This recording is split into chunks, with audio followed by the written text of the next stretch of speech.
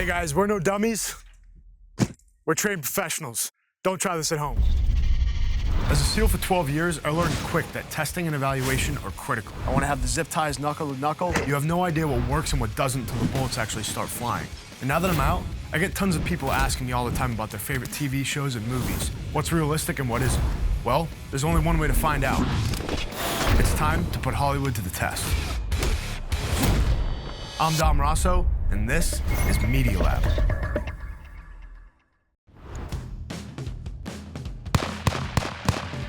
Hey guys, welcome to a special edition of Media Lab. Dylan and I aren't here to rob a bank. But what we are going to talk about is the movie Heat. And these guys are robbing the bank in the movie, and we want to break it down right here. How's your hair stay so nice? I don't know. All right, guys, this scene was cut down for the sake of being able to show you exactly the meat of it that we need to focus on. We are gonna have the duffel bags full, and the main part of this movie that I wanted to break down was the fact that they're shooting, moving, and communicating.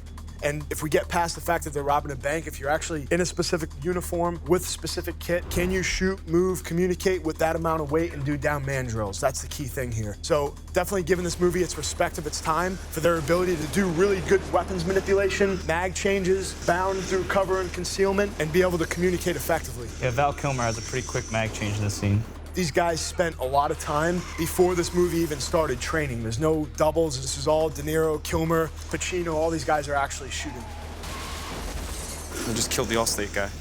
So the other thing that we're going to cover is they're in full auto. The whole time they've been using full auto to bound and shoot, which isn't bad because we had an episode before where we talked about full auto and we said, what's it good for? Covering fire. That's exactly what these guys are doing. They're bounding forward, and it's effective here, and they look professional. But here's the thing, with that much weight on your shoulder, are you gonna be able to run like that? We're gonna find out. With that amount of money that they showed before, you'll see when he gets down, De Niro has to drag him. I mean, that'd be an extra, 300 plus pounds that he's moving with. So I don't know if they half-filled him or what they did. Bag change comes up, he's got gloves on, bag over his shoulder, changing levels. This is really, really well done. That's why we're excited to take this out of here and actually take it to the range. He's got weight on his shoulder. De Niro's got weight on his shoulder. Now he's gonna go and drag this guy however many yards. I think it ends up being, looks like about 200 yards. Neither guys drop the bags, the two attached to it. Gotta get that money. Still got the weapon slung. Is that gonna work? What does that look like? Finds a random car.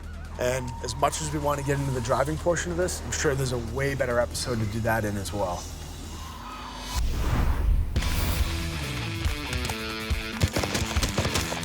We're out here in Waxahachie, Texas, and we're out here on the range over at Extreme Tactics and Training Solutions. This place rocks. We're stoked to be here, and we're gonna practice a lot of shooting, moving, and communicating. But first, what we're gonna talk about, because we are at a range and have firearms, is safety. So number one is always treat a gun like it's loaded, period, no exceptions. Number two, always keep your firearm pointed in a safe direction. Number three, always keep your finger off the trigger until you're ready to shoot. And number four, always know your target and what's behind it. There is no exception to these rules. We're out here, we're gonna have a lot of fun, but safety is our primary concern. But right now, we're gonna break this down and have a lot of fun doing it. So literally, these guys are running around the streets with bags that weigh probably about 100 pounds. So we've got paper, and it's all cut down to the size of money. And these guys in the scene, they were bounding forward. So they were trying to get through where the cops were laying down some fire, and that could be bad guys, it could be whatever. Again, the point is not that they were cops or robbers, it was the point of shooting and moving in a situation where you have another threat. So these guys bounded forward, and the way we're gonna do that is with covering fire.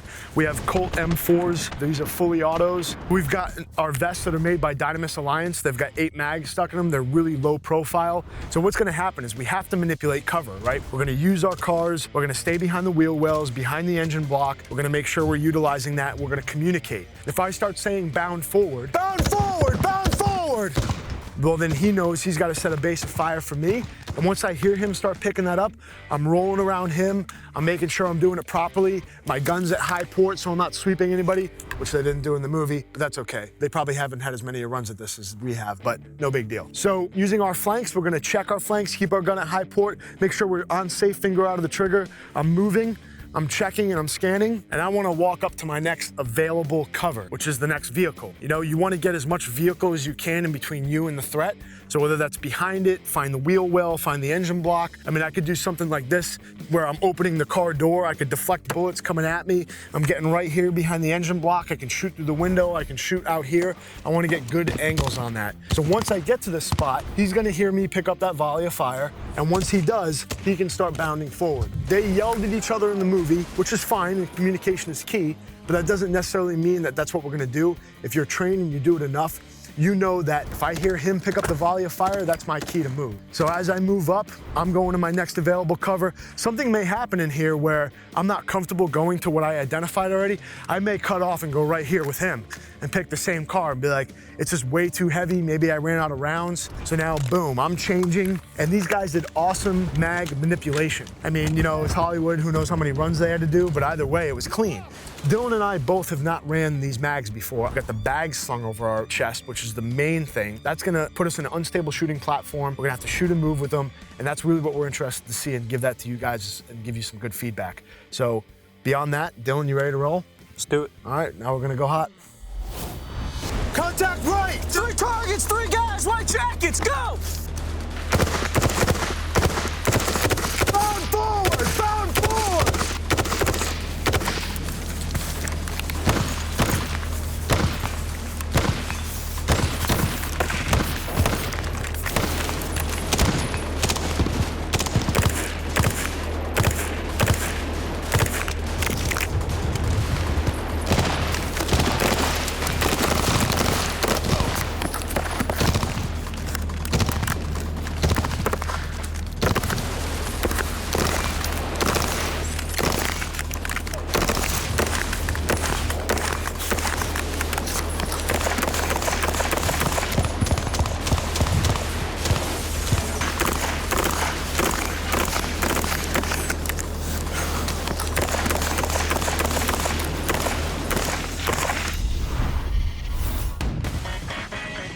Woo! Good shit.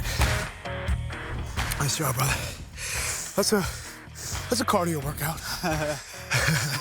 They make it look easy, the way they're moving. Yeah, this bag, as I was running, was just hitting at the back of my knees, kept taking my legs out from underneath me. Definitely fatigued me. My strap broke, so I was holding it like this the entire time, wobbling back and forth. Even in the beginning, I couldn't get a stable shooting platform. I mean, we worked it out. Had to lower my center of gravity more, so the bag couldn't control me. We definitely proved that they didn't have any weight in there while they were shooting and moving. All right, guys, that's exactly why Media Lab exists, to do exactly what we just did. I'm pretty sure we just had pretty high levels of adrenaline going through that entire course. Yep. So awesome training while we did it too. And again, you can't say enough, you know, train like you fight. That's why we took this gear out here. That's why we're doing what we're doing, to say, is that realistic in a movie? You know, this was a great special edition for Media Lab. We stayed safe the entire time. Awesome episode. And let's take it to the questions now.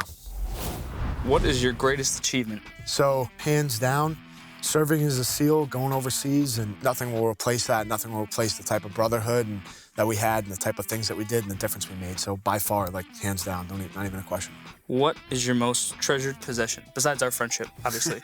Obviously. Well, do we even need to answer that then? I would say my aunt gave me a cross that was made out of bone. She's like, your great-great-grandfather gave that to me to pass down to somebody special in the family, but it was actually made out of human bone, and he carved it when he was a prisoner of war. And that has been passed down in the family now. I'm like, are you serious? I'm like, yeah, that just doesn't exist. So that's probably by far the coolest thing that I have. Thanks for the questions, guys. You guys are asking some really good ones. It's actually getting really hard to pick through them, but keep sending them in. Awesome friggin' episode, without a doubt. Yeah, My boy great time. Dylan, we crushed it. Adrenaline dumps, dynamic. We'll see you guys next time on Media Lab.